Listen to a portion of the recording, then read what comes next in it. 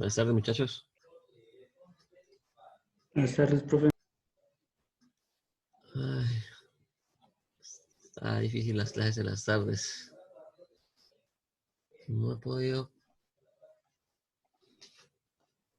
cuadrar que me funcione bien este aparato con las tardes. Vamos a ver. Ahí está el resto de gente. Apenas hay poquitos hoy. Hay más gente en el Discord que en clase.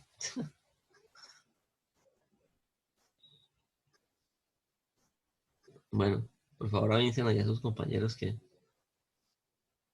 ya iniciamos la clase.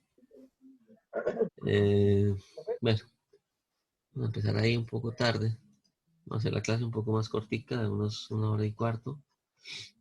Voy a tratar de avanzar un poco más rápido. No, de pronto no voy a tener el detalle con lo que vamos a ver con cada componente, como lo suelo hacer normalmente, pero vamos a tratar de avanzar. Bueno,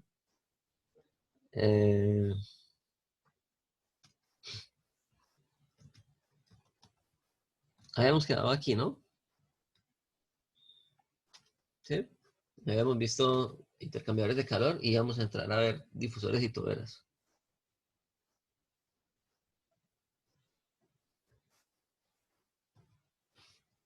¿Cierto? Señor profe. Sí, señor profe. Ok. Entonces, vamos a iniciar.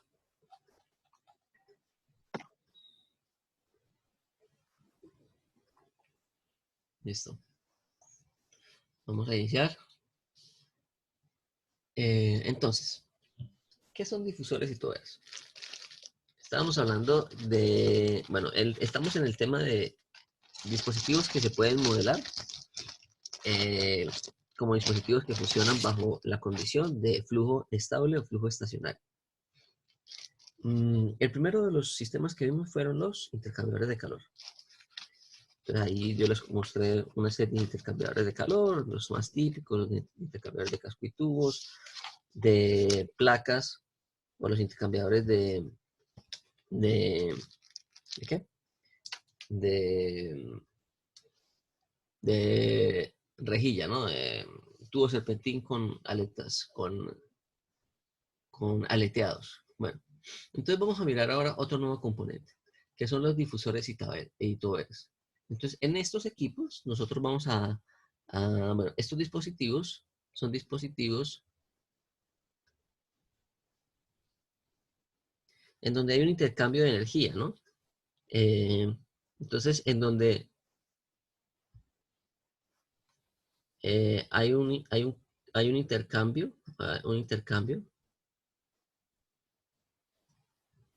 de la energía del fluido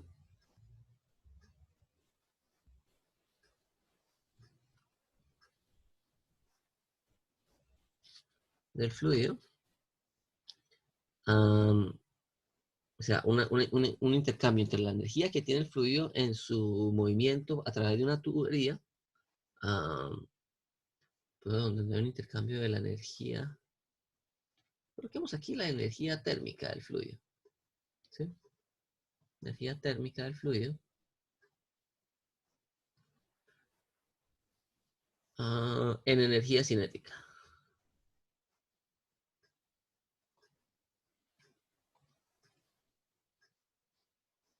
Entonces son sistemas en donde nosotros sacrificamos un poco de la energía térmica que incluye la energía interna y la energía de presión.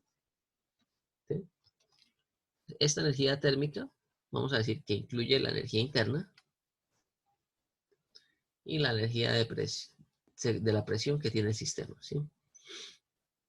que sería como la energía del flujo y la energía asociada a la temperatura, ¿no? Bueno, eh, otra característica de estos dispositivos, entonces, son utilizados para generar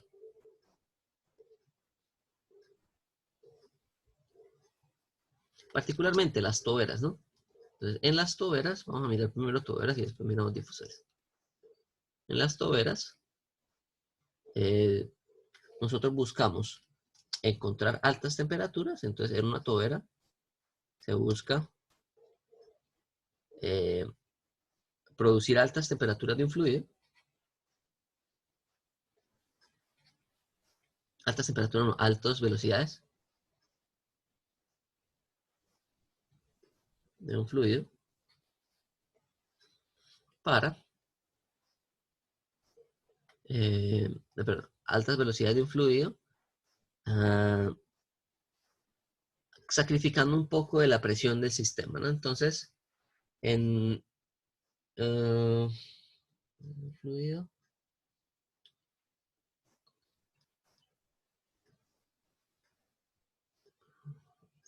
altas velocidades de un fluido, ¿cómo decir? No quiero colocar acosta, es que acosta suena como muy informal. Se busca producir altas velocidades de un fluido, ah,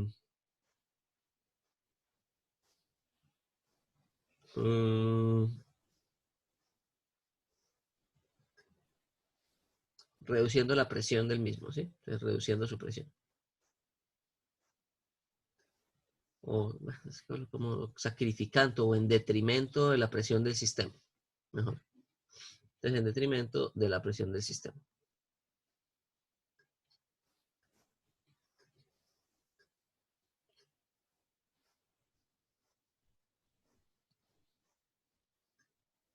Bueno, vamos a mirar qué es eso que estamos ahí hablando. Entonces, normalmente, bueno, vamos a colocar primero cómo es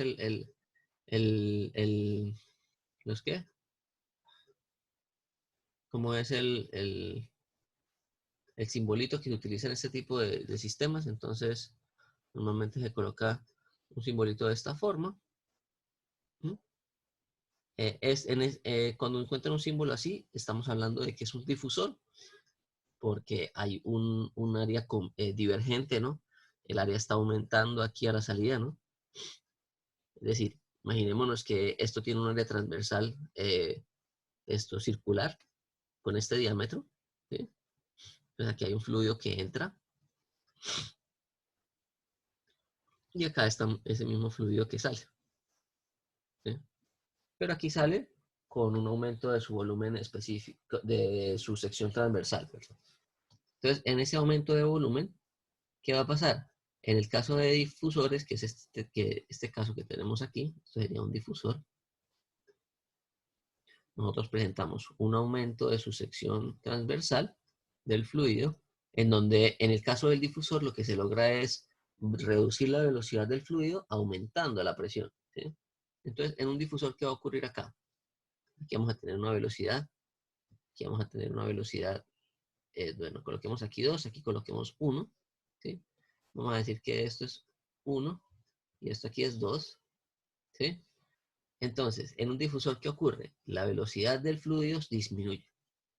Entonces, la velocidad en 2 es menor que la velocidad en 1, ¿sí? Yo produzco una reducción de la velocidad del fluido aumentando la presión del mismo. Entonces, aquí colocamos presión 1, aquí la presión 2 va a ser mayor a la presión 1, ¿sí? En este caso, pues desconsideramos que haya aquí algún efecto de la temperatura, ¿sí? Aquí no va a haber transferencia de calor a través de esa frontera, ni ningún tipo de trabajo desarrollado ahí. Si no hay trabajo ni calor desarrollado a través de la frontera, ¿cómo quedaría nuestra ecuación de primera ley?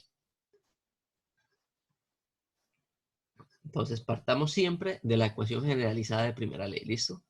La ecuación generalizada de primera ley nos dice que la variación de la energía del volumen de control en el tiempo es igual a un calor neto menos un trabajo neto,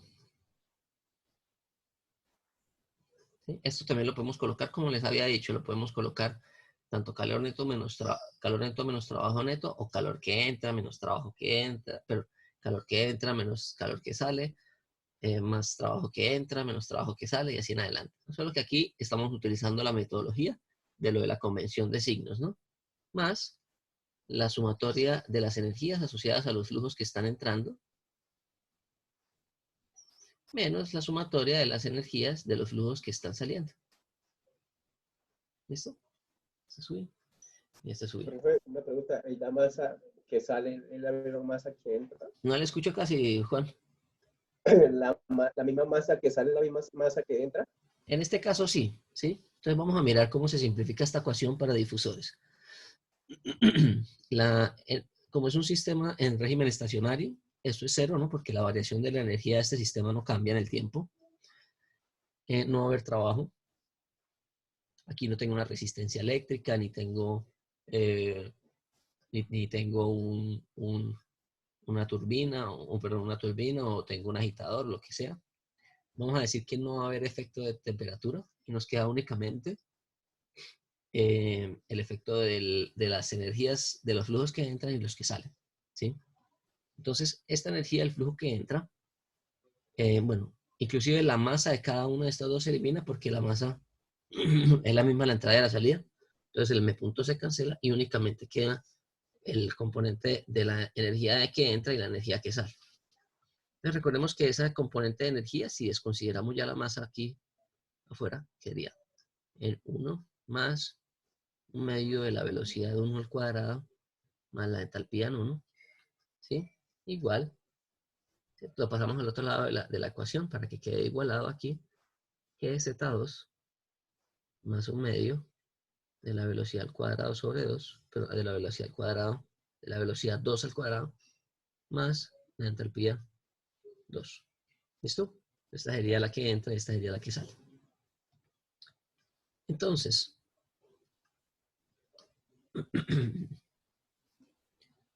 pensemos en un ejemplo. ¿Se les ocurre algún ejemplo de un difusor o de alguna tobera? Bueno, en la tobera ocurre el efecto contrario, ¿no? En la tobera nosotros tenemos una reducción de la sección transversal en donde ocurre el efecto contrario al difusor, ¿no? Entonces en la tobera nosotros entramos con un área transversal grande que se reduce en su paso a través del sistema, ¿sí? Entonces aquí tenemos un flujo que entra, un flujo que sale.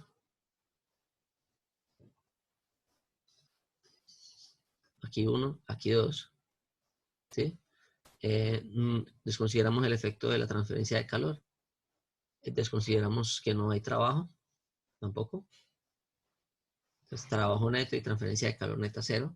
Entonces decimos que esto está aislado, ¿sí?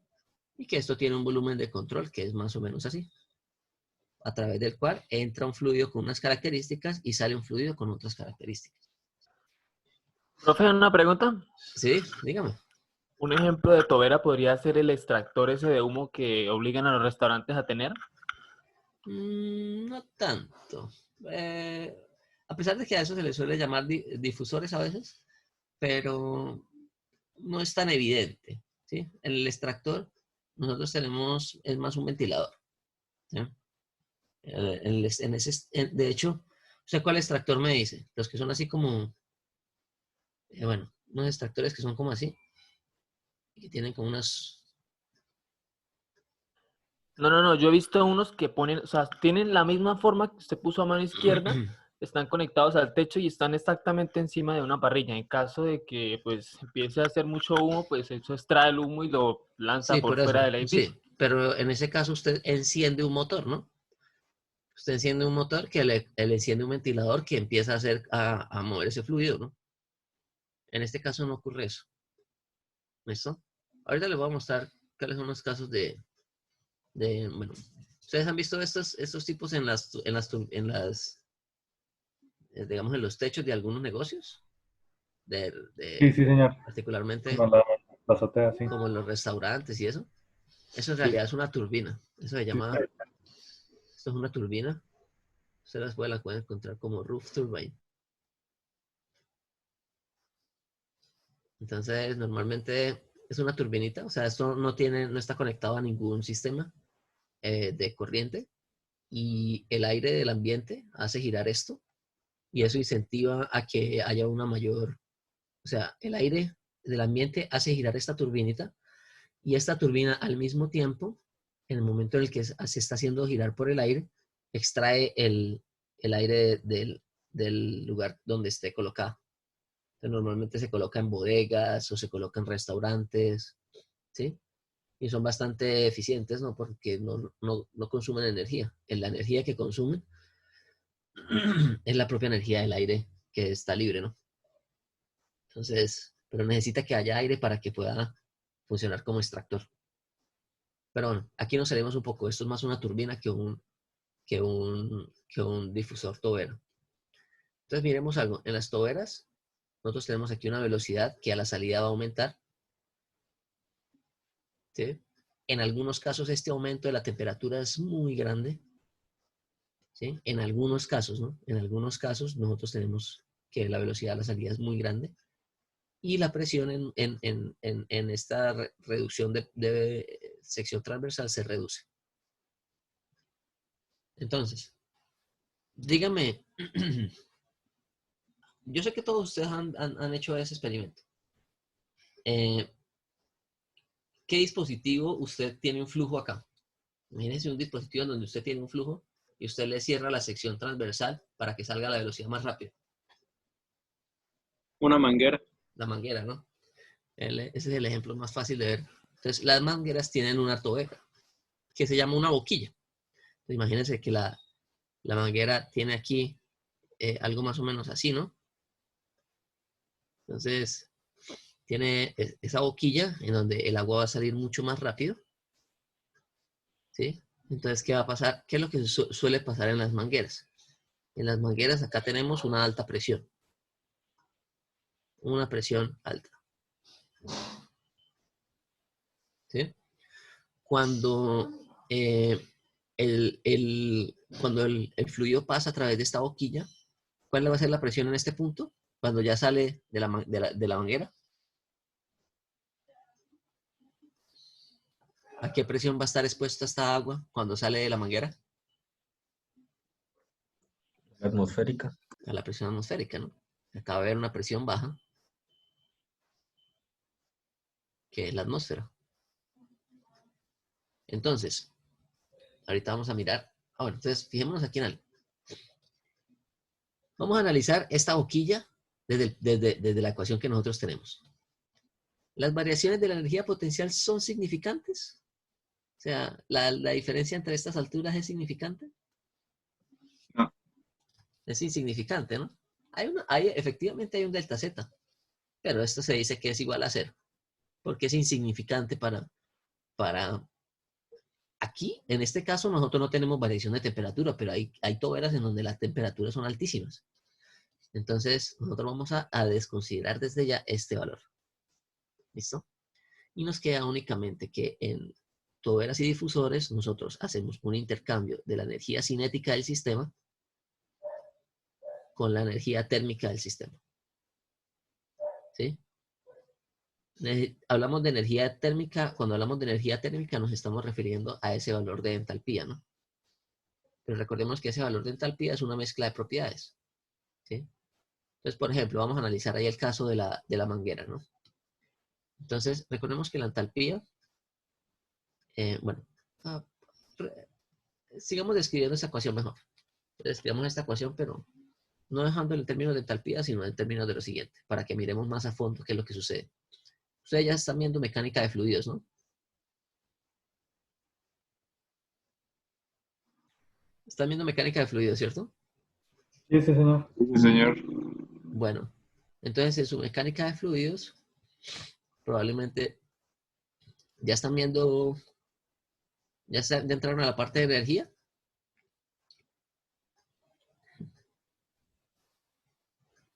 Todavía no.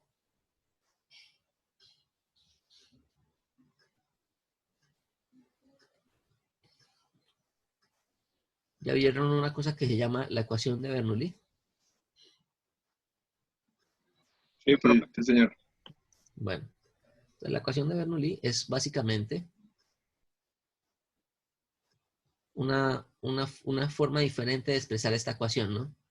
Allá todo lo dividían por la gravedad, ¿no? Y les quedaba entonces que la cabeza, que es este z, más un medio de la velocidad al cuadrado sobre la gravedad, ¿sí? Que sería el efecto de la energía cinética. Y acá había una presión, ¿no? Que es la presión por la presión sobre el ρ, ¿no? Que es la gravedad multiplicada por la densidad, que es el inverso del volumen específico aquí, ¿no? Entonces, nosotros podemos llegar mediante esta ecuación de mecánica de fluidos a lo que sería la ecuación de Bernoulli.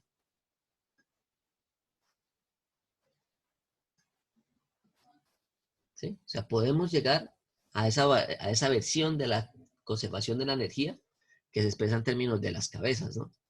Entonces, que aquí se coloca un H, ¿no? Un H, y ese H se le dice cabeza. ¿Sí se acuerdan? ¿O lo están viendo? Como para que asociemos las materias y no queden como independientes. Bueno, entonces, ¿qué pasa? Entonces, fijémonos en algo. Recordemos que esta energía interna depende básicamente de la temperatura, ¿no? Entonces, esta agua que está saliendo acá, ¿se calienta en este paso? O sea, las características del agua líquida acá o el agua comprimida acá. Aquí tenemos un U2 y aquí tenemos un U1. ¿Va a haber alguna diferencia entre estos dos valores?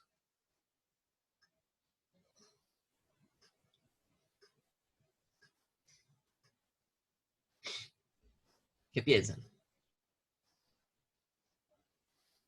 Si la energía interna es básicamente función de la temperatura, en ese proceso, en la manguera aquí se está calentando el agua o se está enfriando el agua aquí al pasar por esto.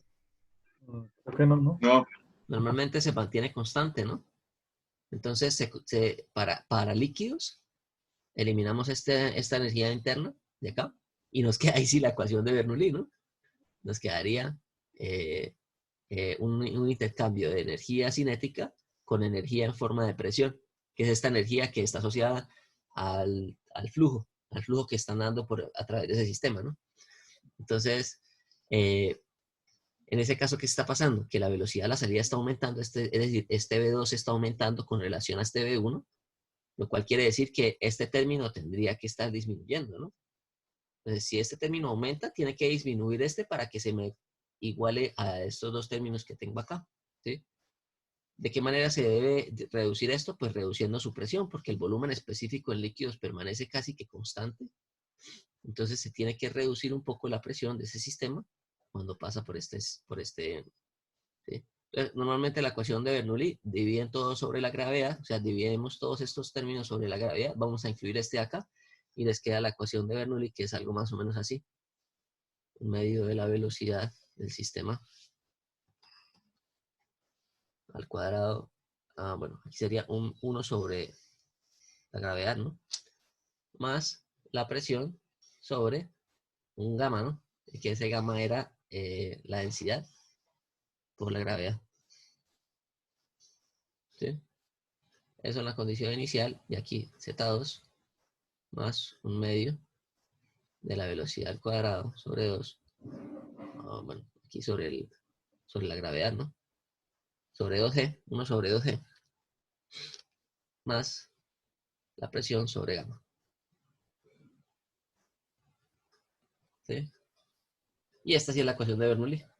O sea, ecuación de conservación de energía en líquidos. Ahora, en gases es posible que este valor de U sea significativo, ¿no? Si hay gases a alta temperatura, si puedo yo presentar variaciones de temperatura a través de ese sistema, entonces ya no divido esto así como U más PV, sino que lo considero como la entalpía total. Por eso hablamos de un intercambio de energía térmica, que es la entalpía, en energía cinética. ¿Sí?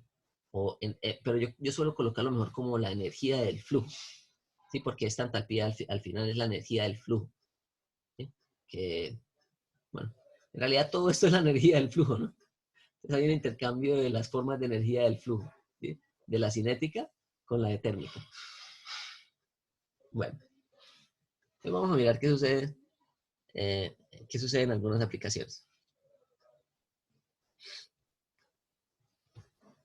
Esta sería la ecuación que me describe ese movimiento, ese sistema, ese dispositivo. Profe, Ajá.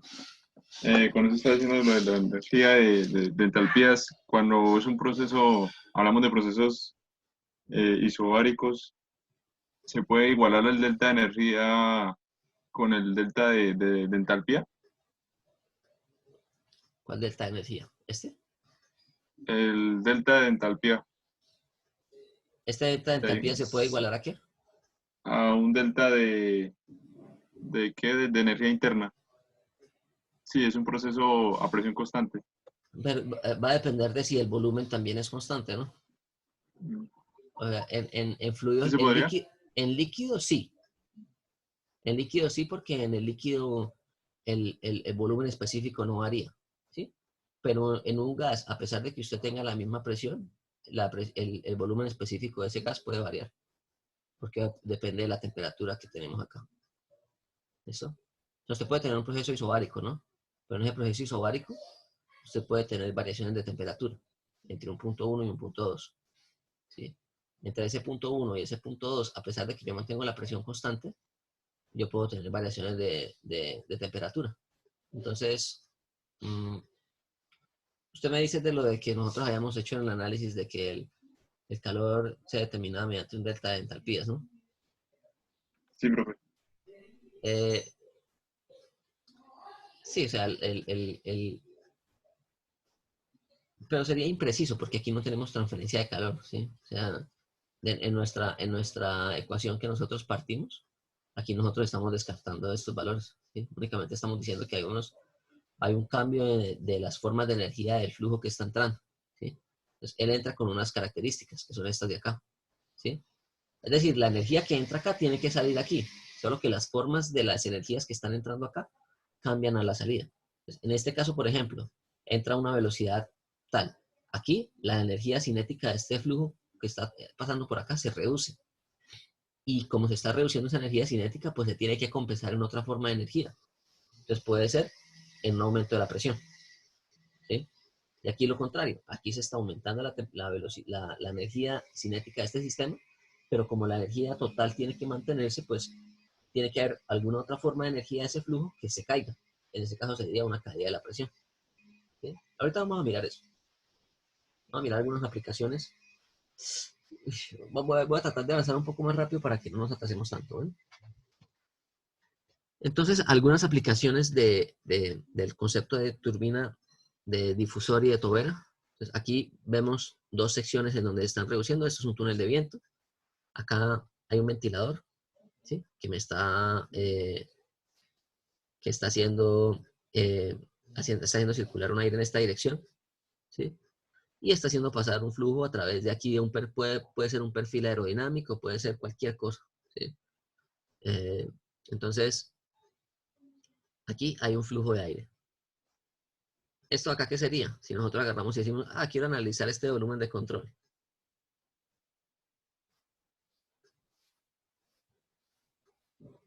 ¿Qué va a pasar? ¿Qué va a pasar con la velocidad en este punto? Si hay una reducción de su sección. Aumentar. Aumenta, ¿no? Entonces, en este caso, ¿esto sería qué? Una tobera, ¿no? Se está aumentando el flujo la velocidad del fluido que están dando ahí. Y en este otro caso que tenemos acá, ¿qué sería?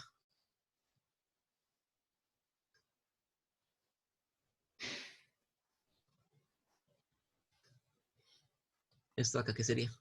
Un difusor. Difusor. ¿Sí? Entonces, aquí entra con la misma velocidad que tiene acá, ¿sí? Y empieza, bueno, aquí la presión disminuye, ¿no? Porque, bueno, aquí tenemos presión atmosférica, ¿sí? En este punto la presión va a ser menor que la atmosférica, ¿sí? Y aquí pasa lo mismo. Aquí tenemos esta presión, que es menor a la atmosférica, y volvemos a la presión atmosférica acá. Es decir, aumenta su presión y disminuye su velocidad. ¿Listo? ¿Esto para qué sirve colocar esto en un túnel de viento? Esto que vemos aquí es básicamente un venturi. ¿Sí? ¿Saben qué es un Venturi? ¿Ya vieron qué es un Venturi en mecánica de fluidos? Un tubo que tiene una garganta. ¿Y para qué sirve? Es un instrumento, ¿no? ¿Para qué sirve?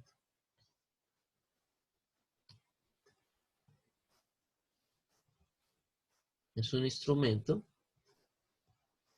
utilizado para medir, cuantificar flujos volumétricos, para medir flujos volumétricos mediante una diferencia de presiones. ¿Sí? Entonces, entre estos dos puntos hay un delta P, ¿no? Es decir, si yo mido la presión en este punto, yo voy a ver que la presión en este punto es menor a la presión atmosférica. Entonces yo podría aquí colocar una serie de, por ejemplo, de manómetros en U o lo que sea, y yo puedo experimentalmente, a partir de esta diferencia de presiones, ¿sí? Sacar cuál es el flujo volumétrico que está pasando a través del sistema. ¿Sí? Entonces, hay otro componente que también se utiliza mucho. Bueno, pero a veces sí no tiene tanto que ver con esta reducción de la velocidad aquí. ¿Sí? Sí, sino existe otro tipo de instrumento que se llama un tubo pitot, que también es otro tipo de instrumento que se utiliza para medir flujos, pero ese ya no es mediante diferencia de presiones de un sistema, sino mediante la determinación de la presión, eh, mediante el cálculo de la presión dinámica con la presión estática. ¿Sí? ¿Sí vieron tubos de pitot? Mecánica de fluidos. Normalmente el tubo pitot es un tubo que se coloca así. Es un tubito que tiene como dos entradas, una que es así y la otra que es así. ¿Sí? Entonces, este tubo que viene acá mide una presión y este tubo que está acá mide otra presión. O normalmente se coloca uno solo. Se coloca un tubo que está digamos, en la dirección del flujo. Es decir, acá va a incidir el flujo que está alterando que está incidiendo sobre el sistema.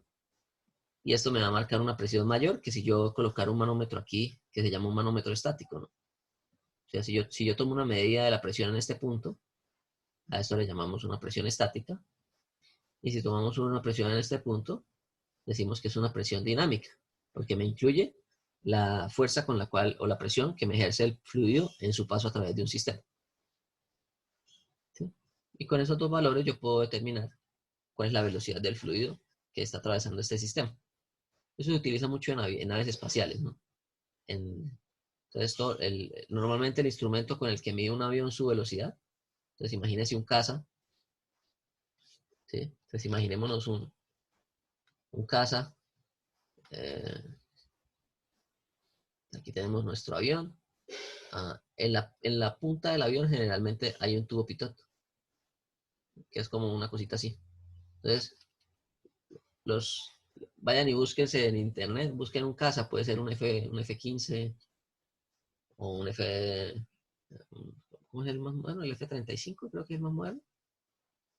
Que tiene Estados Unidos, o un Sukhoi o un Kafir, ¿sí? Y ustedes van a ver que en la punta de la mayoría de esas naves espaciales, de esas naves de combate, existe como un tubito aquí al frente. ¿Sí? Entonces, generalmente es un pitot que se utiliza para medir la velocidad del flujo mediante una relación de presiones. Pero bueno, ahí me desvié un poco del tema, pero quería que lo supieran.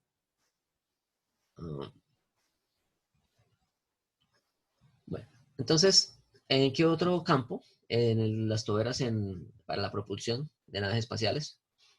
Entonces, este cohete que vemos aquí es el cohete Falcon 9 de SpaceX. Y vemos que ese cohete tiene 9 motores que tenemos aquí. Tiene 9 motores. El 9 quiere decir que tiene 9 motores Merlin. ¿Sí? Entonces tiene 9 motores Merlin este cohete. El Falcon 5 tenía 5 motores, el Falcon 1 tenía un motor. En fin, ¿cómo funcionan esos motores? Entonces, aquí en este cohete hay algunos compartimientos en donde tenemos un combustible y donde tenemos una cantidad de oxidante, ¿no? Entonces, normalmente el combustible se llama RP1, que es queroseno, para propulsión. Y acá tenemos, que es queroseno para cohetes, mejor dicho, y oxígeno líquido, ¿no? Entonces, esos dos gases, esos dos fluidos se mezclan aquí en esta cámara de combustión. Entonces, acá vemos dos entradas. Por una entrada entraría el queroseno, por otra entrada entraría el, el, el oxígeno líquido.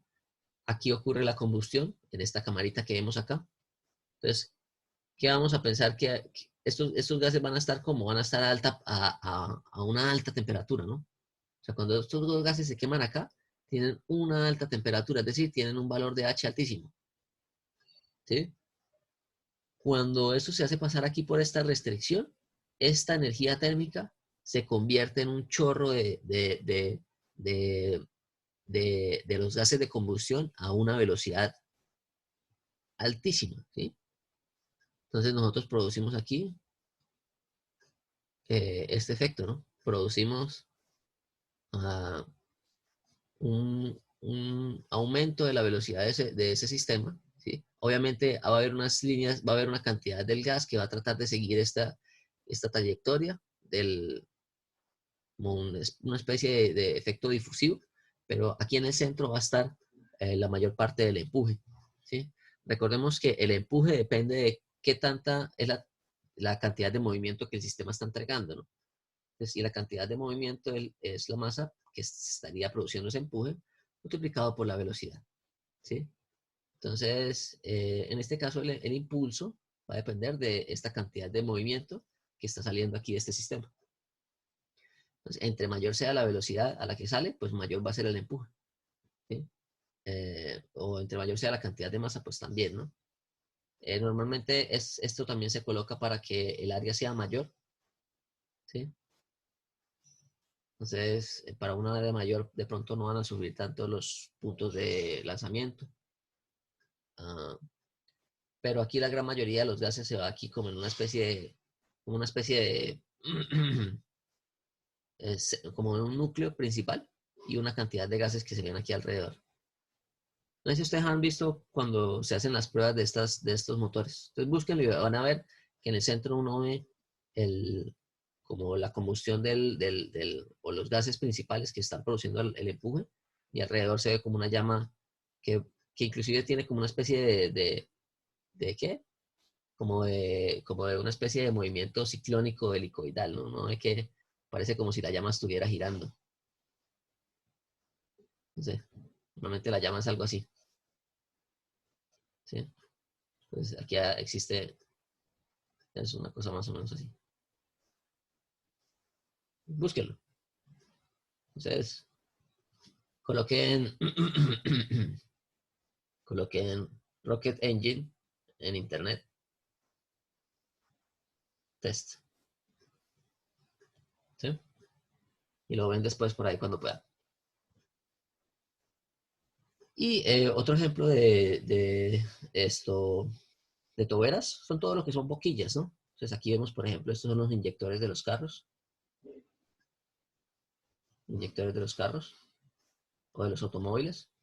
Entonces nosotros tenemos aquí, esto está metido allá dentro del motor de combustión. Y entonces aquí está probando. Me imagino que debe ser como un banco de diagnóstico para mirar cómo están esos inyectores. Están funcionando bien. Y aquí vemos otro inyector. Aquí por esta boquilla pues va a salir el combustible pulverizado a alta velocidad en el interior del sistema, ¿no? Bueno, y el ejemplo de la manguera, ¿no? Entonces, nuevamente, si la presión aquí es muy alta, entre más alta sea la presión de la manguera, mayor va a ser la velocidad que yo puedo tener la salida del flujo. Entonces, ¿qué pasa si la velocidad es muy alta? ¿Qué pasa con la cantidad de movimiento que se está entregando? Va a ser muy alta, ¿no? Y si la cantidad de movimiento es muy alta, pues esto me produce un empuje en el sentido contrario, ¿no? Segunda ley de Newton. Perdón, tercera ley de Newton, fuerza, una acción-reacción, asociada en este caso a un intercambio de cantidad de movimiento. Entonces, por eso es que si usted suelta esta manguera se vuelve loca y por eso es que la tiene que tener entre varias personas, porque la velocidad a la que sale aquí este flujo es tan alta que la manguera quiere producir un empuje en el sentido contrario. Bueno, veamos ahora turbinas. Vamos a tratar de avanzar aquí lo más rápido posible. Entonces, las turbinas son dispositivos que, que convierten parte de la energía de un fluido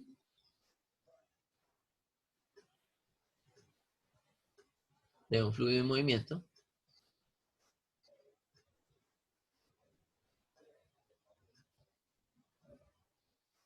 en trabajo. Generalmente ese trabajo es de tipo rotacional,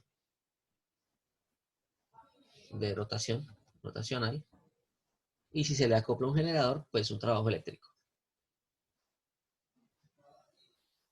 ¿Listo? Entonces, ¿cómo se produce ese trabajo? Entonces, el trabajo se produce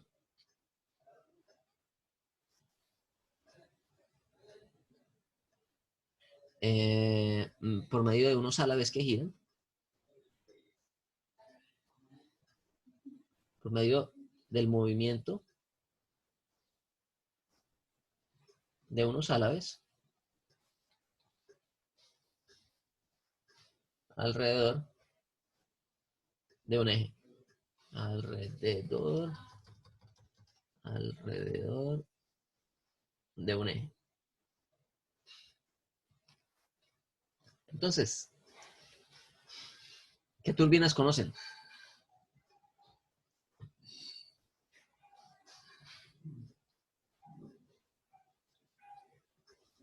¿No, muchachos?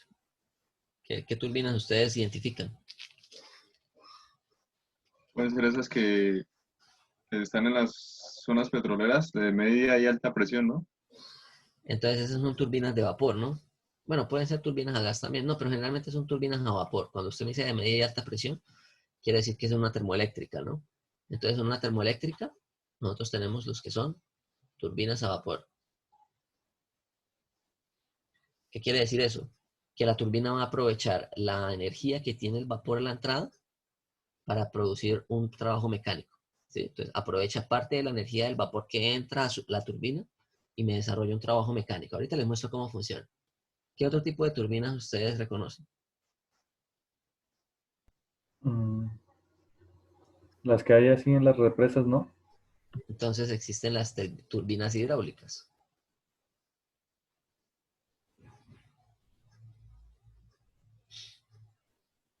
Entonces, en las turbinas hidráulicas, ¿cuál sería el fluido del cual se está aprovechando la energía? Aquí era el vapor, El agua. aquí se aprovecha el agua, ¿sí? ¿Qué otra turbina existe? La turbina del avión. Las turbinas a gas. Entonces, las turbinas de los aviones, ¿qué es lo que tienen? Tienen una región de combustión en donde el aire atmosférico se quema con el combustible del avión, me produce unos gases calientes que se van a pasar a través de una turbina, en donde se expanden y después pasan nuevamente por una sección pequeña, porque en el avión a nosotros nos interesa es que los gases salgan calientes para que tengan una mayor velocidad y al tener una mayor velocidad tengan un mayor empuje, ¿cierto? Entonces, eso es lo que nos interesa en una turbina de gas, cuando está en un avión, ¿no? Pero esa turbina de gas yo la puedo colocar en una planta de generación de energía y en lugar de yo colocarle una tobera a la subida, a la salida, que me aumente el flujo que me aumente la velocidad del fluido, pues simplemente yo le elimino esa tobera y únicamente aprovecho bueno, la turbina me genera un movimiento rotacional y después los gases calientes yo los puedo pasar por otro sistema para aprovechar también la energía de esos gases calientes. Entonces, bueno, turbinas a gas. ¿Qué otra turbina existe? Entonces, hidráulicas, Profe, aprovecha agua. Esta aprovecha vapor. Esta aprovecha los gases de combustión en una turbina. Profe, una eólica, no sé Las si cuente. eólicas, exactamente. Las turbinas eólicas, ¿cuál es el fluido del cual se está aprovechando la energía? ¿El aire? El aire, ¿no? Entonces, aquí estamos hablando de un fluido en tipo gas, ¿no? Esta es la única que utiliza fluidos en la forma líquida, las hidráulicas. Bueno, aquí tenemos los gases que también son gases de combustión y aquí la eólica que sería el aire, ¿no? Entonces, identifiquemos aquí los fluidos que se están aprovechando. Vapor. Puede ser vapor de agua o inclusive hay unas que funcionan con amoníaco. Agua líquida.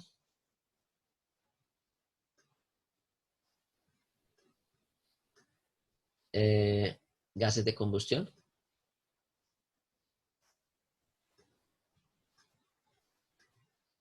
Y aire atmosférico. ¿Listo? Estas son diferentes formas de turbinas que existen. Entonces, ahora sí, desarrollamos nuestra análisis de primera ley. Entonces, normalmente ¿es qué? Los diagramas para las turbinas tienen esta forma. Tiene una forma divergente. Entonces, la vamos a dibujar de esta manera. Uy, vamos a dibujar de esta manera. Divergente porque aumenta su sección. En ese aumento de la sección se produce una expansión del fluido generalmente. Si es un gas, ¿no? Si es un gas a alta presión, se expande ahí. Si es un líquido, pues el líquido se considera incompresible, entonces no presenta esa expansión. Entonces vamos a mirar lo siguiente. Aquí tenemos un fluido que está entrando, un fluido que está saliendo. Entonces, ¿en cuál de los dos puntos ese fluido tiene más energía? ¿A la entrada o a la salida?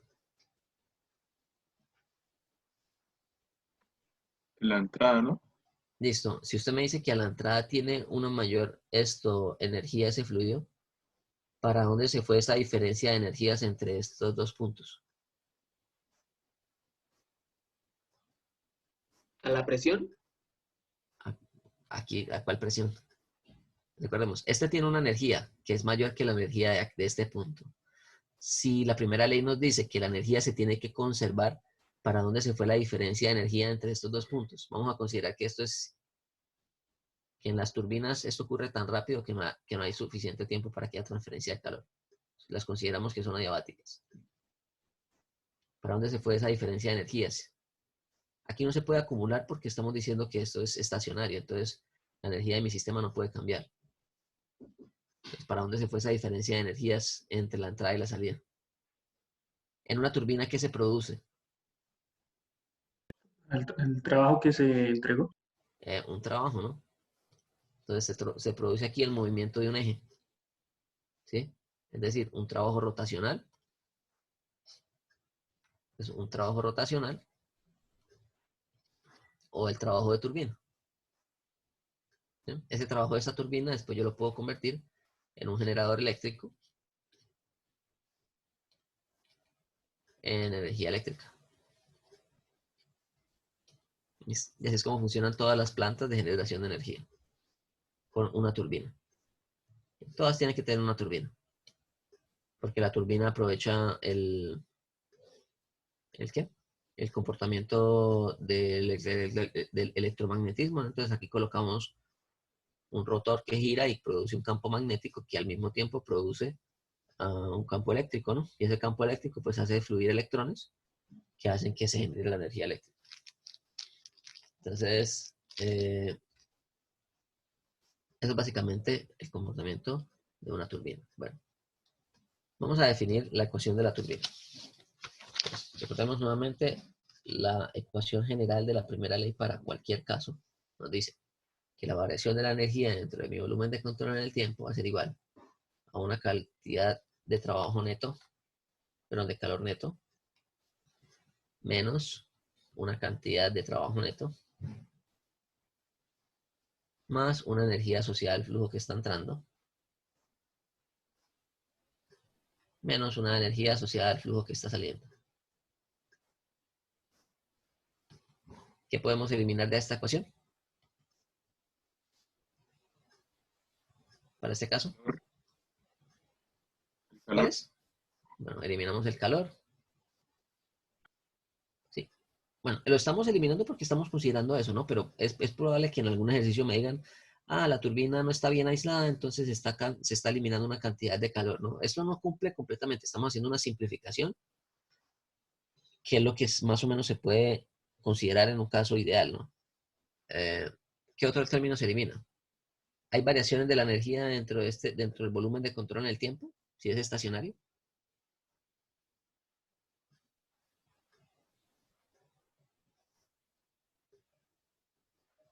Si el sistema es estacionario, ¿hay variaciones del No, comportamiento de esta no hay turbina en el variación. tiempo? No hay variaciones, ¿no? Entonces este término se elimina.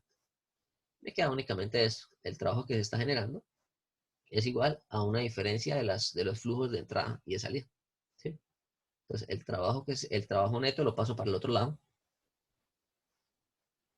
Va a ser igual a el M punto es el mismo, ¿no? Porque es el mismo fluido. Bueno, en las turbinas a veces yo puedo sacar varias extracciones a diferentes valores de presión, pero eso lo vamos a ver más adelante. Es más, yo creo que ni siquiera lo vemos en este curso, lo ven de pronto en termodinámica 2. Entonces es una diferencia de las energías entre los dos puntos. Entonces una diferencia de energía potencial, porque son las energías asociadas a los flujos, ¿no? Más una variación de la energía minúscula, ¿no? Y ya saqué la masa de la ecuación. Más una variación de la energía cinética, más un delta H. Entre este punto y este punto hay una variación de la altura, ¿no? ¿Es significativo? ¿Ustedes qué piensan? La variación de la energía potencial es significativo de aquí hasta acá. Pongámosle que sea 1 metro. Comparado con las variaciones que va a haber aquí de energía en términos térmicos. Normalmente esto se considera que es insignificante. ¿Sí? Es decir, que la variación de la energía potencial entre el punto de entrada y el punto de salida es muy, muy, muy pequeñita, demasiado pequeña con relación al delta H.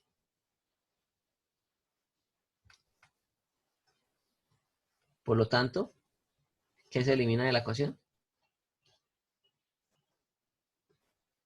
Delta de energía potencial. Este se va.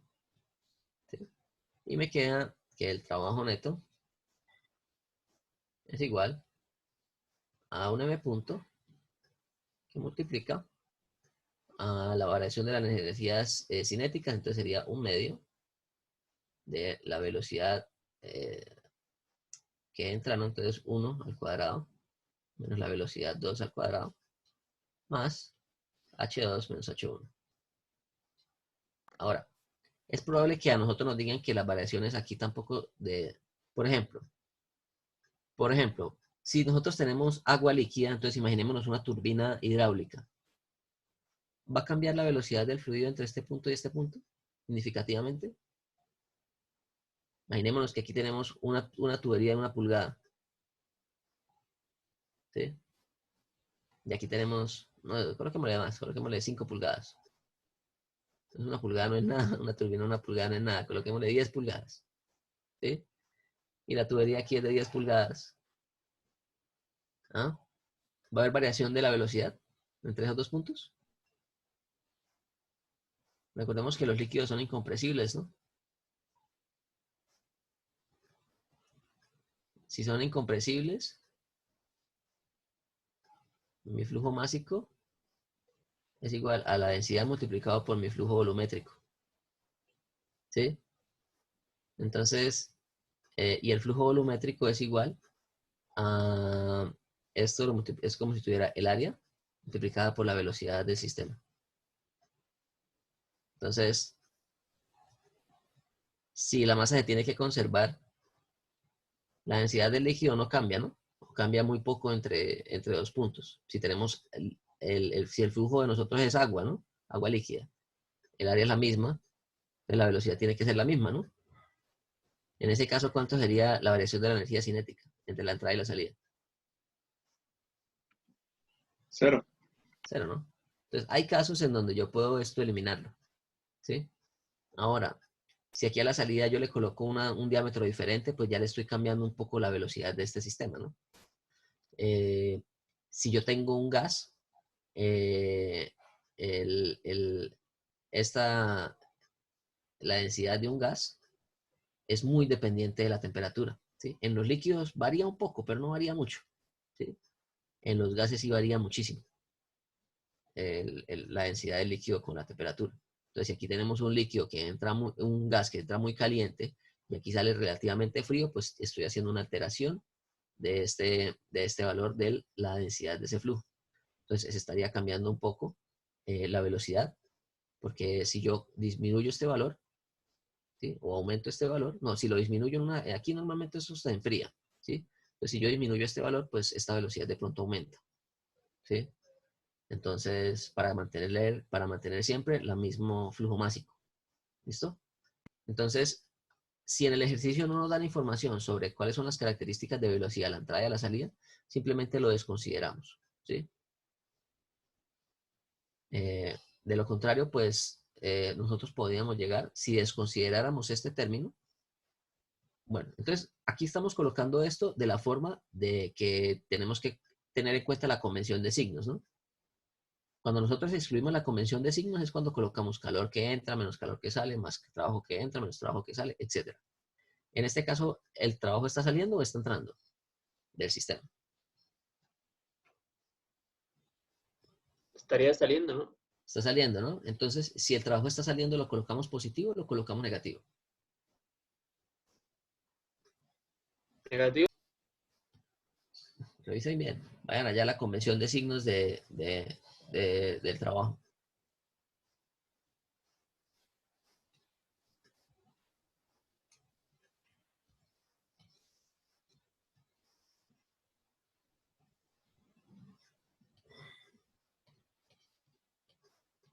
Cuando el trabajo entra, ¿es positivo o negativo? En este caso está saliendo, ¿no? Entonces, para convertir esto de trabajo neto y ya pasarlo a trabajo de turbina. Cuando lo pasamos ya a trabajo de turbina, ya le estamos indicando cuál es la dirección. Bueno, le voy a soplar porque tenemos que avanzar. Cuando sale, el trabajo es positivo, ¿sí? El calor cuando entra es positivo y cuando sale el calor es negativo si utilizamos esta forma de la ecuación de primera ley, ¿no? Entonces, aquí me quedaría, estábamos diciendo que excluíamos este término, nos queda H2, perdón, H1 menos H2. Aquí es H1 menos H2. Estaba mal. ¿Sí? Porque fíjense, si yo paso esto para acá, para el otro lado, me queda el que entra menos el que sale. ¿Sí? Entonces H1 menos H2. H1 menos H2. ¿Listo?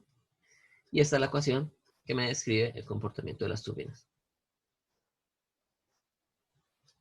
Si desconsideramos el efecto de la variación de la velocidad. Normalmente se desconsidera porque las variaciones de las entalpías son supremamente grandes. ¿Sí? O sea, terminamos con lo mismo. Normalmente, las variaciones de energía cinética también son muy chiquiticas. Son muy pequeñas comparadas con las variaciones de entalpía. Entonces, normalmente, por eso es que se excluyen esas dos formas de energía en ese proceso.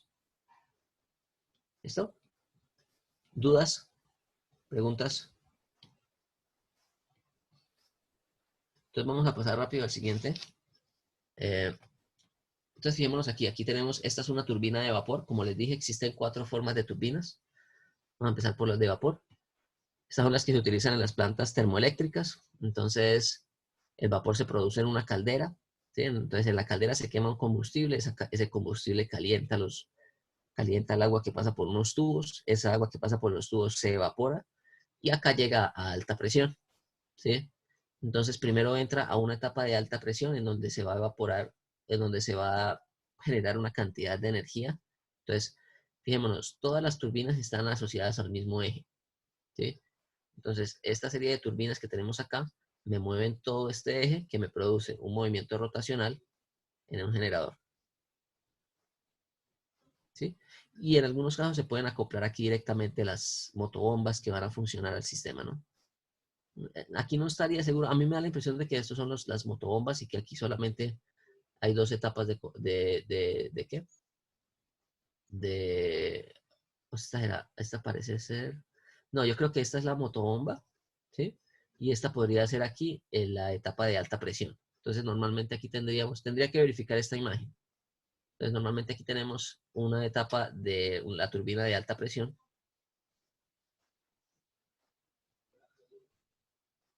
Aquí tenemos esta de acá, esta sería la de alta, esta sería la de presión intermedia.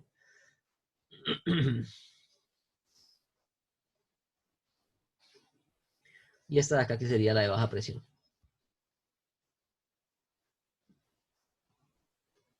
Pues, ¿qué pasa con el vapor de agua? El vapor de agua viene aquí y se expande en una primera etapa, ¿sí? Que es una etapa de alta presión. En algunos casos vuelve a la caldera, se vuelve y se calienta y entra aquí a una presión menor, pero a una temperatura mayor. Entonces aquí se produce otra expansión, ¿sí? Entonces aquí le entrega una parte de la energía aquí a este eje para que ruede y aquí le entrega otra parte de la energía para que este también gire. Este gas después sale por este conducto y entra aquí a esta de baja presión, en donde se va a distribuir en dos turbinas que están una al lado de otra, en donde ya aquí el fluido va a salir con una cantidad de energía que no me sirve, ¿sí? O sea, no sirve para producir trabajo. Así es como funciona una turbina de vapor. Pueden buscarlas en internet. Estas son las turbinas hidráulicas. Esta es de tipo Pelton, ¿sí? Pero también existen las turbinas hidráulicas de tipo Kaplan, de tipo Francis, que son como las más utilizadas en las hidráulicas, plantas hidráulicas, y las Osberger, creo que se llama así, Osberger. Son diferentes tipos de turbinas que funcionan de diferentes maneras. Entonces, imaginémonos que tenemos una central hidroeléctrica. Esa central hidroeléctrica tenemos acá nuestro fluido que vamos a utilizar, y aquí tenemos nuestro tubo de aspiración, ¿no? O el tubo de suministro de agua. En la parte interna acá de la represa está lo que se llama la casa de máquinas, la famosa casa de máquinas que se inundó allá en Hidroituango. Y en esa casa de máquinas están todas las turbinas, ¿sí? El agua que llega de la represa hasta las turbinas es esta que llega aquí por esto que se llama un distribuidor en las turbinas Pelton y que tiene como esta especie de caracol. ¿Sí ven aquí el caracol en la figura? Este caracol que viene así, ¿sí? Entonces, en ese caracol tenemos que el agua va a circular a través de ese caracol y va a empezar a ser inyectada en diferentes, en diferentes boquillas, ¿no? Entonces, nuevamente, aquí tenemos, si se dan cuenta, acá hay una reducción de la sección transversal. Entonces, ¿qué va a pasar con la velocidad aquí? Aumentar.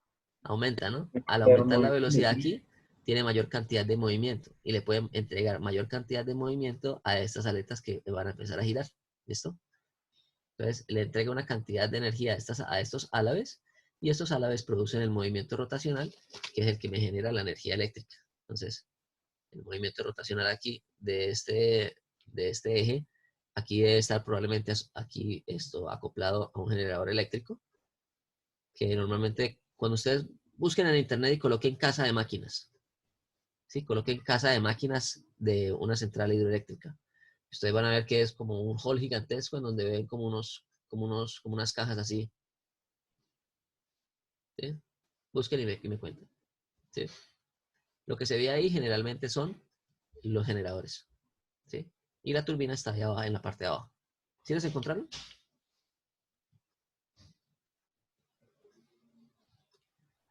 Profe, Sí.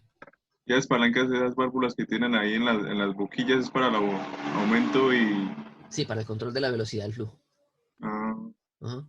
Recuerde que esto tiene que generar energía siempre a una frecuencia de 60 Hz. ¿Sí? Que es la frecuencia con la que nosotros consumimos energía. Entonces siempre se va a tratar de garantizar de que la rotación sea una rotación controlada. ¿Listo? Bueno. Sí, estos son simplemente, aquí hay unos motores hidráulicos, ¿sí? Entonces aquí hay como un pistón hidráulico que me va a hacer mover esta como esto que aquí se llama como un mecanismo de regulación de flujo, ¿sí? Que va a depender de qué tan llena está la represa, ¿no? Si la represa está muy llena, pues se tiene que cerrar para impedir que salga mucha flujo porque entregaría una rotación muy alta, ¿no? Entonces se cierra y se permite aquí un flujo controlado, ¿no? Si está muy bajita el nivel del embalse, pues se deja que fluya más para que tenga una mayor presión aquí a la entrada. ¿Listo? Va a depender de qué tan llena o qué tan vacía está la represa. Bueno. Y obviamente aquí se descarga el agua para el río nuevamente. Entonces, esas son las turbinas hidráulicas. Vamos a mirar ahora las turbinas eólicas. Entonces, en las turbinas eólicas es muy fácil. Acá hay una cantidad de aire que está circulando.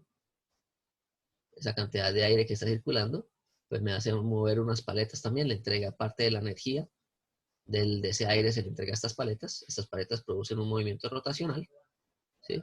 Y ese movimiento rotacional me produce una energía eléctrica en un generador. ¿Listo? A los que tienen este capítulo en el trabajo final, hay un máximo de energía que se puede generar en la energía eléctrica, en los generadores eólicos. Entonces, búsquenlo. Eso tiene una correlación ahí, ¿sí? Entonces, hay un máximo de energía que yo puedo aprovechar de esta cantidad de aire. Y existen diferentes modelos, ¿no? Aquí existen diferentes tipos de diseños para esas turbinas. Y existen las tradicionales, ¿no? Las turbinas que uno ve por allá a veces en los famosos molinos de viento, ¿no? Entonces, el molino de viento tiene acá un eje que está así como inclinado, ¿sí? Y en ese eje inclinado, pues nosotros tenemos aquí una serie de... ¿Sí? Y esto está girando. Yo tuve la oportunidad de ver estos molinos de viento funcionando en Holanda, cuando fui a Holanda a un congreso. Y es muy interesante porque son unas tecnologías supremamente antiguas y que funcionan a la perfección, ¿no?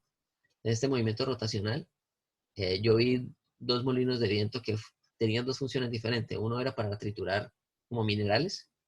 Entonces, ¿qué tenía? Este movimiento rotacional me producía el movimiento reciprocante de un martillo. Como decir un martillo de una forja, ¿no? Pero en este caso es un martillo, aquí como con un dado de piedra, que lo que hacía era que esto subía y bajaba en un movimiento reciprocante, ¿sí? Y ese movimiento reciprocante, pues si usted coloca aquí algún tipo de piedra o inclusive puede ser también hasta granos de comida, esto se permite hacer la pulverización de esos granos, ¿no? Y la otra aplicación que yo vi es que esto me produce nuevamente un movimiento reciprocante, porque aquí se coloca a este movimiento circular, se le coloca un cigüeñal, ¿no? Entonces el cigüeñal me produce ese movimiento reciprocante. Y ese movimiento reciprocante, si yo le coloco aquí una sierra, se puede utilizar para cortar madera, ¿sí? Entonces uno coloca aquí unos troncos de madera que se van en movimiento en este sentido y la sierra lo va cortando. Entonces, muy bacanos, ¿para qué? Muy, muy interesante. Esos también los utilizaban ¿para qué? Para bombear agua, ¿no? También para bombear agua también, ¿sí? Entonces este movimiento simplemente se le coloca una bomba, ¿no? Los molinos en Holanda se utilizaron fue para hacer todos los diques, ¿no? Porque recordemos que Holanda está por debajo del nivel del mar, ¿no? Por eso se llaman Países Bajos. Están por debajo del nivel del mar. Entonces, ¿cómo hicieron ellos? Entonces, imagínense, Holanda es algo más o menos así. O Ámsterdam en particular, ¿no? El nivel del mar está acá, ¿sí? Y ellos mediante la creación de diques pudieron crear una ciudad que estuviera a un nivel menor del nivel del mar. Cuando uno ve eso, uno se asusta, ¿no?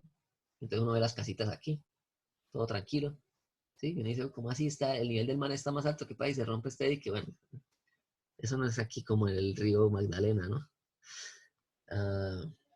Entonces, ¿cómo hicieron para evacuar toda el agua que había acá? ¿Sí? Esto estaba inundado inicialmente, ¿no? Pues para evacuar toda esta agua, pues utilizaron estos molinos de viento con unas bombas y empezaron una vez que estaba construido el dique, aprovechaban el aire, la energía del aire para bombear toda esta agua y enviarla de nuevo al mar. y que esto me quedara libre. Y así es como ellos han ido creando, expandiendo su territorio, ¿no? Bastante, una tecnología muy interesante, ¿no? Entonces, estas son las turbinas eólicas. Y nos quedarían las turbinas a gas. Entonces, si a alguien le interesa turbinas a gas o le interesa el tema de motores de los aviones, particularmente todo lo que son turbinas para la aviación, este es el tipo que ustedes necesitan buscar. Agent JC es como un mecánico, es como un técnico, yo no sé si es ingeniero, yo creería que sí es ingeniero, yo creo que es técnico e ingeniero de aeronáutico, ¿sí? Entonces, les recomiendo en particular que vean este video de este tipo de motor. Entonces, es una turbina JC79 de la marca General Electric. Y él va explicando paso a paso cuáles son los componentes de esa turbina, ¿sí? Entonces, cuál es el compresor de la turbina. Esto aquí que ven acá es la cámara de combustión, dónde queda la parte de la expansión, cómo es la tobera, ¿sí? Entonces, obviamente este no es este mismo, esta es otra imagen de otra turbina. Y otra cosa, y el que le guste el tema de los cohetes, busque este tipo. Scott Manley, ¿sí? Es un tipo excelente, con unos videos de muy buena calidad, en donde se explican cómo funcionan los motores hidráulicos, los motores de propulsión, todo lo que son la nueva serie de motores nuevos de SpaceX, el Raptor, el Merlin, bueno, el FD1, que fue el F1, perdón, que se utilizó en los cohetes durante la Guerra Fría. Entonces, durante la Guerra Fría que hubo toda esa exploración espacial, ¿sí? Entonces, bueno. Entonces, ¿cómo funcionan las turbinas a gas? Normalmente las turbinas a gas tienen un compresor, ¿sí? Esta que vemos aquí es de tipo estacionario, es decir, esta que tenemos aquí es para generar energía eléctrica. Entonces, si ven que aquí sale como una brida en donde se debería conectar el eje que iría al generador, ¿no? Imaginémonos que aquí hay un generador eléctrico. Ahí. ¿Sí? Este sería el generador eléctrico. Ahora, si fuera esta misma turbina, pero aplicada para la aviación, normalmente las etapas de compresión es un poco más pequeña, ¿sí? Para lo único que yo en la aviación, para lo único que yo necesito la turbina es para producir el movimiento de rotación del sistema, ¿no? Porque aquí normalmente existen diferentes tipos de turbinas. Están las turbofan o turbojet, ¿sí? Entonces las turbofan se le coloca aquí un ventilador gigantesco, que son las de la mayoría de los aviones comerciales, ¿sí? La mayoría de los aviones comerciales tiene aquí un ventilador gigante que hace que una parte del aire que entra al sistema entre al sistema de la turbina, ¿sí? Y la otra parte del aire entre como una especie de camisa externa por donde va a pasar. Entonces imagínense que esto tiene una camisa así, ¿sí? Entonces se hace pasar un gran flujo a través de este espacio entre la carcasa y la turbina. Y todo esto converge aquí en una tobera, que es la que me da el empuje a mi turbina, ¿sí? Pero bueno, esta aquí es para efectos de generación de energía. Entonces, como esta es para efectos de generación de energía, aquí tenemos toda esta etapa de acá, es una etapa de compresión. Entonces, todo esto es la compresión. Bueno, aquí no queda muy bien, pero entonces fijémonos en algo. Se dan cuenta que el área transversal se va disminuyendo, ¿no? O sea, aquí tenemos un área transversal que es esta grande, ¿sí? Esto se va disminuyendo hasta que llegamos aquí a una sección bien pequeñita, ¿sí? Después aquí se expande, entonces aquí hay un difusor porque hay una expansión del área transversal, lo cual hace que la velocidad del fluido disminuya, aumenta la presión un poco. Entonces, pues este gas entra aquí a la cámara de combustión. Entonces, si ven que aquí hay unos agujeros, el aire entra a la cámara de combustión a través de esos agujeros y el combustible entra aquí con unos inyectores. Estos son los inyectores de las cámaras de combustión por donde entra el combustible. Aquí ocurre la combustión, estos gases calientes se dirigen aquí hacia una salida que va a la turbina. Y acá se expanden produciendo el trabajo de rotación de todo este sistema, ¿sí? Y aquí saldrían los gases calientes, ¿sí? Entonces, como vemos, Esto es de generación también porque aquí no hay tobera. ¿Sí? Aquí simplemente salen los gases calientes. Si quisiéramos propulsión, tenemos que colocarle la tobera. Ustedes han visto en los aviones, sobre todo en los aviones de combate, que en la parte de atrás de los aviones de combate nosotros tenemos algo más o menos así. Entonces, imagínense que este es su avión de combate. Bueno,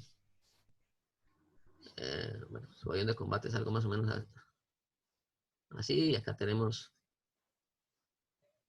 algo más o menos así, ¿no? ¿Sí? Acá tenemos una turbina y acá es la parte del otro lado tendríamos la otra turbina. ¿Ustedes se han dado cuenta que las turbinas tienen como esto? Sí, sí, señor. Las de propulsión, ¿no? Esas son las toberas de propulsión. Entonces, esta tobera me controla la velocidad de la aeronave. ¿Sí? Porque me va a controlar la velocidad a la que está saliendo aquí los gases de combustión. Entonces, si la turbina que nosotros vamos a analizar a gas es utilizada para propulsión, generalmente tiene la tobera. ¿Sí? Pero yo esta turbina la podría tener fácilmente anclada en un sistema fijo, ¿no? Entonces, yo digo, tengo una planta en donde tengo una generación de energía con turbina a gas. Entonces, aquí tenemos nuestra turbina a gas. ¿Sí? Aquí tenemos nuestra turbina a gas. Esto está anclado aquí al piso. Bueno, aquí estoy haciendo un dibujo horrible, ¿no? Pero bueno, aquí entraría el aire y aquí tendríamos los gases de combustión. Y esto estaría moviendo acá un generador eléctrico. ¿Listo? Todo estático. ¿Sí? Entonces son diferentes aplicaciones de una misma turbina. Para la propulsión o para la generación de energía eléctrica. Con eso concluimos el tema de turbinas. Ahora voy a hacer solamente un brochazo de lo que es esto y en la próxima clase vemos esto rápido, porque hoy empecé muy tarde. Les pido disculpas por eso. Entonces, ventiladores, compresores y bombas son dispositivos. Si en la turbina se aprovechaba la energía del fluido para producir un trabajo mecánico, ¿qué creen que son estos de acá? Dispositivos que ¿qué? Dispositivos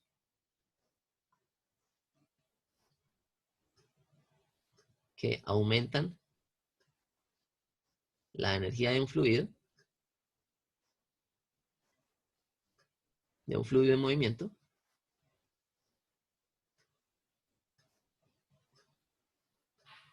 mediante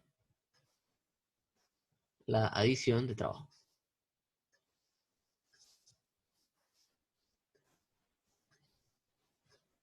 ¿Listo? Entonces, en la turbina aprovechamos la energía del fluido para producir trabajo.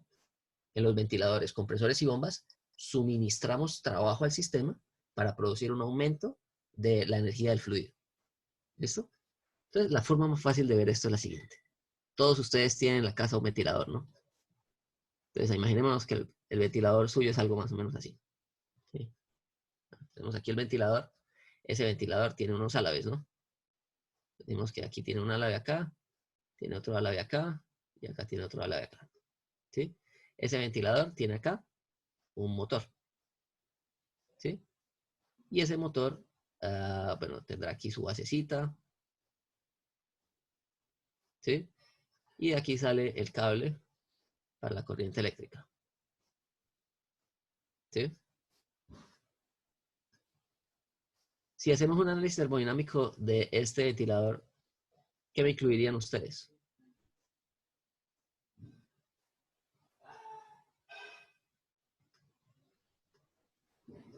¿No, muchachos?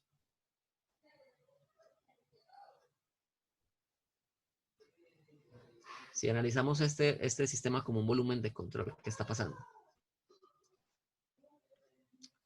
Alimentación por medio de energía eléctrica, ¿no? Entonces se le está suministrando un trabajo eléctrico, ¿no? Entonces aquí hay un trabajo eléctrico. Entonces estoy adicionando trabajo eléctrico al sistema.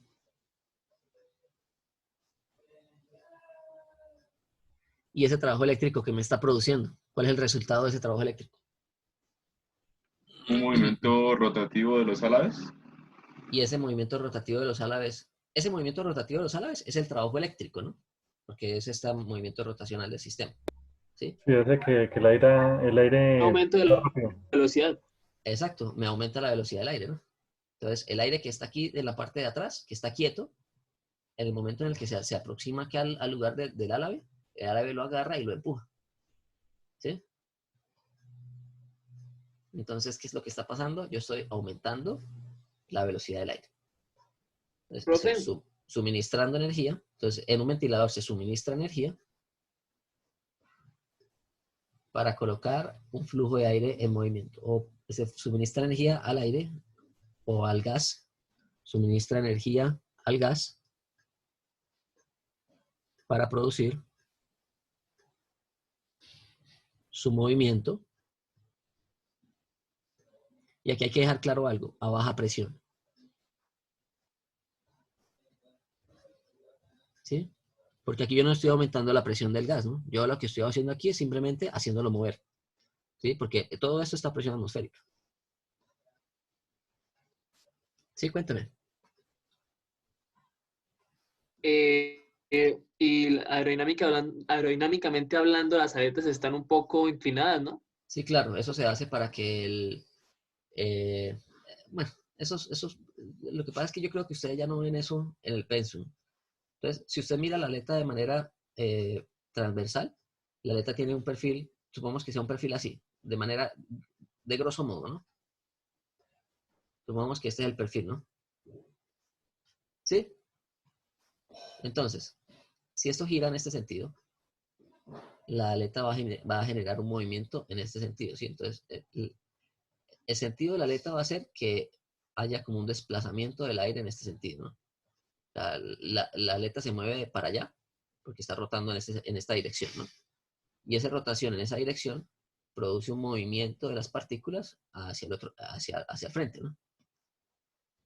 Entonces, si yo invierto el sentido de giro, pues las voy a mover es para el otro lado. ¿Sí? ¿Eso es lo que hacen en los barcos? Claro, el barco hace eso también. Ajá. El barco funciona idéntico. En el barco tenemos lo que pasa es que en el barco no se dice ventilador porque los ventiladores estamos hablando más eh, estamos hablando más de, de gases, ¿no? Pero en los barcos es exactamente el mismo. Lo único es que en los barcos se podría decir que es una bomba, ¿sí? Una bomba axial, que es lo que produce ese movimiento. ¿Sí? Entonces, bueno, esos son ventiladores.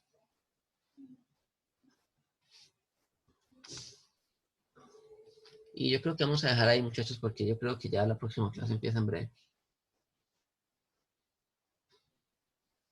Profe, y yo podría preguntar, ¿qué hablaron ayer, hoy, no sé, lo de la asamblea de profesores? Yo ayer me traté de conectar y no encontré nada.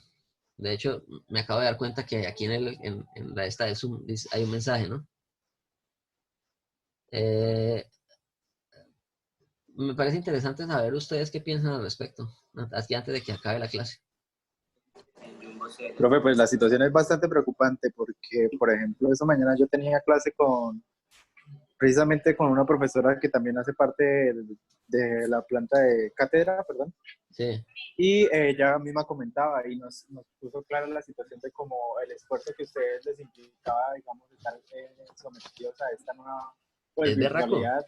Es berraco. Sí, es pesado, que les exigía hasta 3 veces más el tiempo que ustedes tomaban anteriormente para preparar, digamos, una clase presencial, de que además la universidad no les reconocía tiempos de calificación de evaluaciones. En realidad las universidades nunca reconocen el tiempo de preparación de las clases, ¿no? Algunas lo reconocen, ¿sí?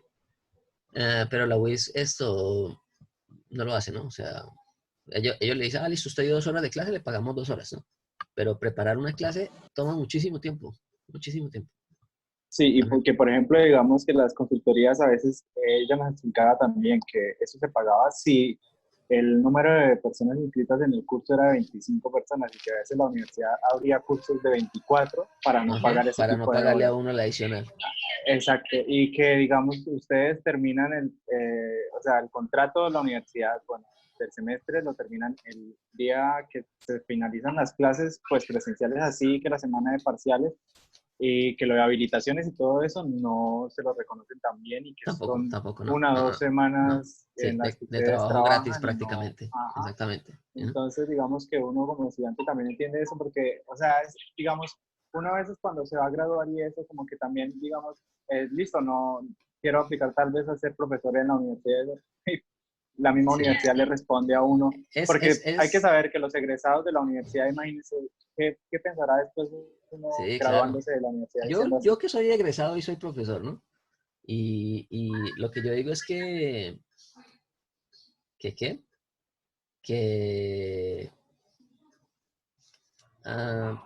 lo que todo el mundo dice, ¿no? El trabajo de profesor es más de vocación, ¿no? Porque en los países latinoamericanos en general es muy mal remunerado. Hay países en donde realmente se encuentra como esa de prestigio a lo que es el docente. Y entonces, ¿qué pasa? Que cuando eso se precariza, cuando ese tipo de labor se precariza, pues también se precariza la calidad, ¿no? Entonces, no sé si ustedes han tenido problemas también en la calidad de las clases debido a ese cambio, porque primero ha sido un cambio forzado, rápido, que de pronto no todas las personas tienen la capacidad de adaptarse a ese nuevo medio, ¿no? Sobre todo los profesores más veteranos, ¿no?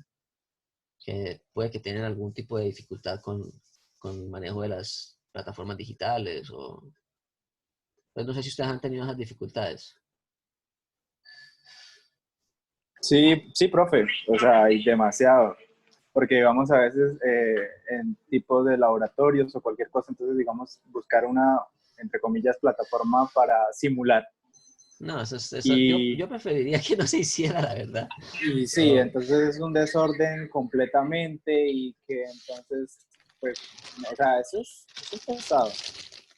sí, no, eso pues hay que mirar que buscar soluciones, ¿no? Pero a mí sí me sorprendió mucho el mensaje de la universidad cuando a mí me llegó el correo de lo de que tiene que demostrar sus horas y no sé qué y tal cosa. Ah, porque yo di clases los días festivos, ¿no? Solo que como yo di las clases festivas en una, en una, en una sesión particular de Zoom, pues eso no quedó grabado en la institucional, ¿no? Yo lo hice en la particular porque yo no sabía si podía utilizar la institucional. Y me llegó el correo, ¿no? Pues no, a mí no me han descontado nada, a mí me están pagando el salario normal, ¿no? Pero pues yo sí tenía la posibilidad de demostrar que estaba trabajando, porque como yo grabo todas las clases, entonces para mí fue muy fácil agarré acá y mandé. Después fue que me enteré pues de que pues a mucha gente sí les descontaron, entonces complicado, sí. De todas formas, acá dicen paro, pues el problema del paro de los docentes cátedra es que a nosotros nos pagan por hora trabajada. Pues si nosotros salimos a paro, pues no nos pagan. Entonces, es complicada ahí sí como dicen, el profesor cátedra es el eslabón más débil de la institución. Y es como el que más impacto tiene, ¿no? Porque creo que el 70% de la planta docente es cátedra. Profe, Entonces, pero por lo menos la gracia está en hacerse escuchar, no, que no obviamente, se sí, dejen lo que como pasa es que que dar. ahí hay que hacer es llegar a acuerdos, ¿no? O sea, en los momentos de crisis y ese tipo de cosas, se tienes que buscar es para el diálogo y para llegar a acuerdos de manera conjunta. Y yo la verdad he tratado de seguir, pero como yo no tengo redes sociales, la única red social que yo tengo es YouTube, entonces yo vivo medio aislado de lo que sucede con esas cosas, porque generalmente eso lo divulgan es por Facebook y yo no tengo Facebook. Y como Facebook no deja mirar qué es lo que está pasando si uno no tiene cuenta. Entonces, yo me termino enterando por colegas que me comentan después y, y me dicen, ¿no? ¿Qué es lo que está pasando con eso? Y pues, bueno, hay que mirar qué sucede, muchachos, pero sí es importante saber que eso está presentando dificultades y efectivamente el trabajo es muchísimo. Yo tengo 3 grupos diferentes. Yo tengo termodinámica 1, termodinámica 2 y combustión. Y combustión, yo acepté dar combustión el semestre pasado. A mí, más o menos a mediados, finales del semestre pasado me dijeron, ay, profesor, ¿usted podría dar una materia lectiva? Y yo, sí, pues, ¿cuáles hay, no? Entonces me dijeron, no, está combustión, está plantas térmicas. Y yo, pues, combustión la podría dar porque ese fue el tema mío de investigación en el posgrado. Entonces, listo, hágale. Bueno, yo digamos, acordé ese reto. De todas formas, dar una materia electiva requiere un poco más de trabajo, ¿no? Porque hay que tener un enfoque diferente.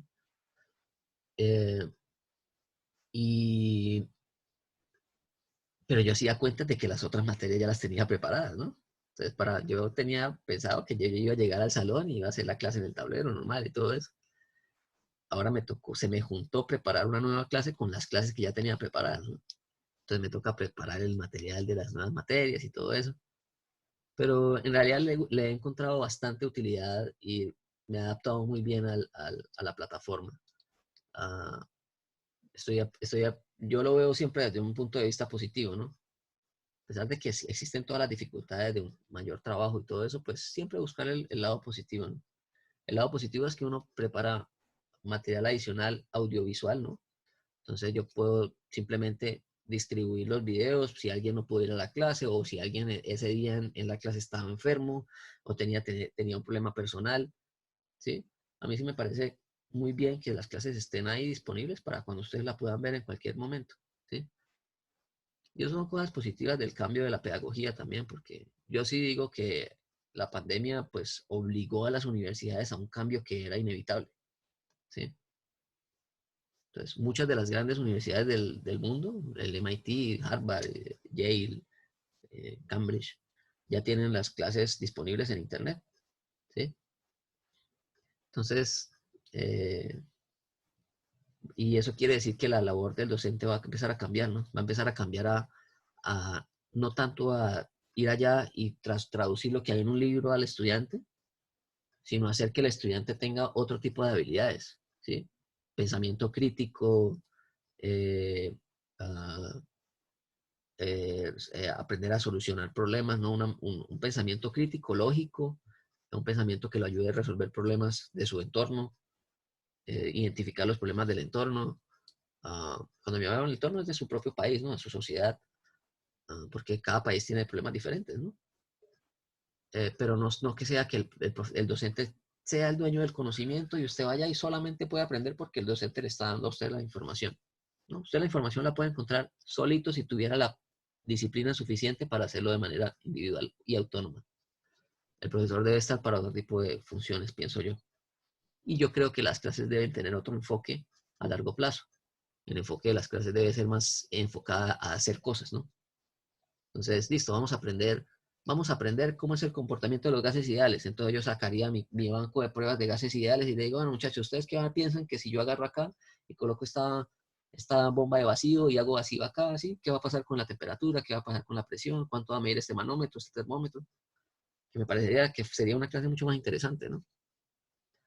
Una clase donde ustedes aprendan mediante la experiencia. Pero bueno, vamos a ver qué pasa. ¿Listo, muchachos? Listo, bro. Listo, profe. Listo, profe, gracias. Entonces, dejamos así. Ahí nos estamos comunicando a ver qué pasa con este tema y nada, nos vemos en las clases siguientes. Les voy a pedir que por favor lean esto. Lean en el capítulo lo que son ventiladores, bombas y compresores y que lean la parte de procesos de estrangulación, que son los que hay en válvulas, ¿sí? Que son procesos isotálpicos, para que en la próxima clase veamos esos dos temas de manera muy rápida y empecemos a hacer ejercicios porque estamos un poco atrasados en el tema. ¿Listo? Yo no sé si todavía alcance a hacer el parcial el 1 de julio, ¿sí? Dependiendo de cómo nos avancemos en la próxima clase, de pronto lo podríamos aplazar un par de días. ¿Listo? ¿Sí están de acuerdo? ¿O creen que es mejor hacer el parcial de una vez? ¿Cómo están sus No, profe, horarios? aplazarlo unos días estaría bien, no sé por mi parte. ¿Qué piensa el resto? Yo creo que sí es mejor para lo que voy no a- quede tan yo lo voy difícil a- después estudiarlo. sea, para no embutir temas hacia lo loco y luego queden eslabones sueltos. Ok, entonces, ¿les parece mejor correrlo un poco más? Lo podríamos correr. Lo que pasa es que no quiero que se me acabe el tiempo, ¿no? Porque falta la parte de entropía, que ese tema es relativamente largo. Y no es que para dejarlo para el 8 ya queda muy lejos. Podríamos dejarlo y yo no quiero perder clases. Ese es el problema. Y por eso lo estoy haciendo un sábado, para no perder las clases porque... bueno, yo les aviso en la próxima clase, no hay problema, ¿listo? Todavía nos queda una semana. Entonces, yo lo voy a pensar cómo lo organizo. Y en la próxima clase les comento. Bueno, Listo, Vale, profe. profe. bueno, muchachos, que tengan buen fin de semana y nos vemos el lunes. Digo, martes, ¿no? Listo, profe, Bueno, esté muy bien. chao. Venga, profe, una pregunta. ¿Sí? Dígame. Usted dijo que fue a una conferencia en Holanda. ¿Qué idioma fue el que se trató allá? ¿En qué idioma se habló? Sí. No, en inglés. A saber holandés es muy difícil. O sea, que usted maneja el inglés bien, ¿no? Para entender Sí, sí, una... sí. Sí, el inglés lo manejo bien. Ajá. pero gracias a la universidad o por un curso aparte. No, eso fue formación más de cuando estaba en el colegio. Mm, sí. Entonces, Ah, eso listo, es, profe. también por interés, ¿no? Yo pues desde que estaba en el colegio siempre tuve interés en aprender el inglés y yo me acuerdo que yo aprendía inglés jugando videojuegos y viendo películas, ¿sí? Y pues obviamente eso de la mano de un curso, ¿no? O sea, haciendo un curso en inglés y toda la cosa, pero pues con el objetivo de aprenderlo, ¿no? Porque cuando uno hace un curso de un idioma y no tiene como esa voluntad de aprenderlo, pues no lo va a aprender, ¿sí? Y salir de la zona de confort, ¿no? Entonces salir de la zona de confort más fácil para aprender un idioma es tratar de verse las películas sin subtítulos, ¿sí? O tratar de, por ejemplo, o algo muy sencillo, ver videos de YouTube que tienen los subtítulos en inglés, ¿sí? Entonces, esa misma recomendación que yo les doy sería esa si quiere aprender el inglés.